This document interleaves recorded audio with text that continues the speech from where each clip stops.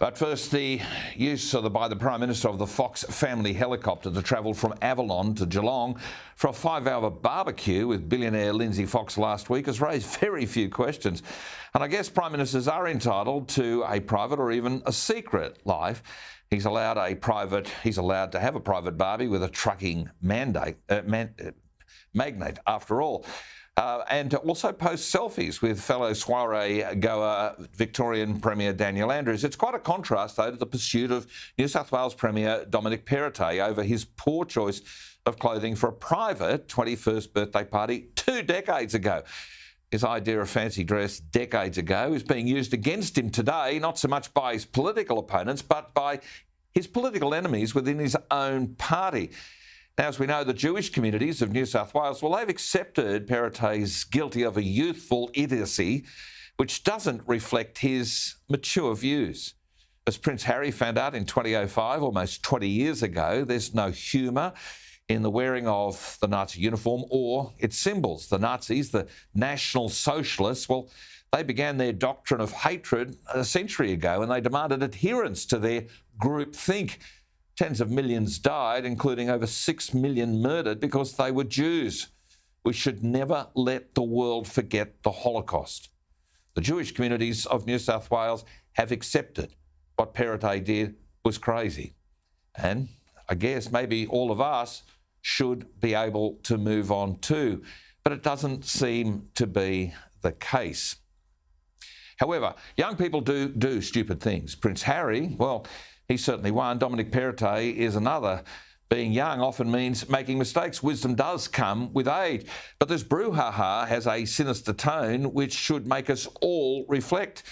We now live in a bizarre world where every youthful transgression can haunt you for life, particularly if you are competitive in a very competitive environment. In the corporate, political worlds where you want the best and the brightest, it seems one dumb move as a young person's enough to be used against you, well, forever. Now, the late Sir James Killen, he served in World War II. He gave me a few bits of advice when I was elected to his old seat of Moreton. Amongst it was an insight into colleagues. Killen told me those sitting on the other side of the chamber from me in Parliament were the opposition, but those sitting around me were more likely the enemy. And for a generation of politicians and corporate leaders who were teens and young adults in the 1950s, frankly, the recruitment question was, well, where did you serve in the war? By the 1960s, it was, did you protest against the war? In the 1970s, it was, did you smoke dope? And by the 1980s, did you inhale? But since the 1990s, the HR questions became more invasive for those seeking high office in corporations and in politics. Once it was the old school tie, the network you built, not what you knew, but who you knew.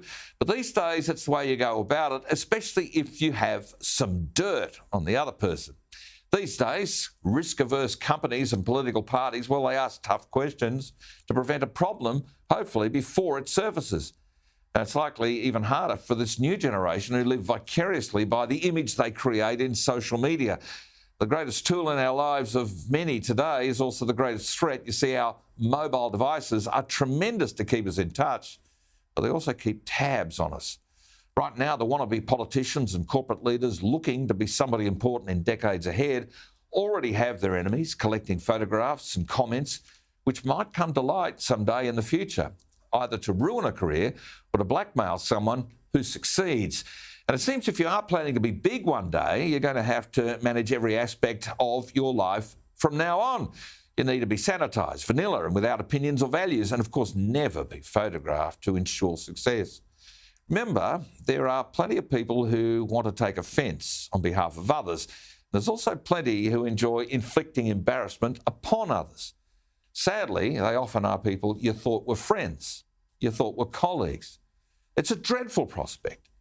But any wonder so many corporate and political leaders are now without the scar material earned from making mistakes. So many are afraid to speak up. They instead go along to get along. Experience earned by hitting a few barriers and having another go creates the entrepreneurial types this country needs. But instead we have fewer risk takers, leaders more worried about process than outcomes, seeking safety and groupthink, never questioning bad policy for fear of a career-killing mistake. Groupthink, well, it's destroying the soul of our society. Any wonder we seem so short on genuine leadership?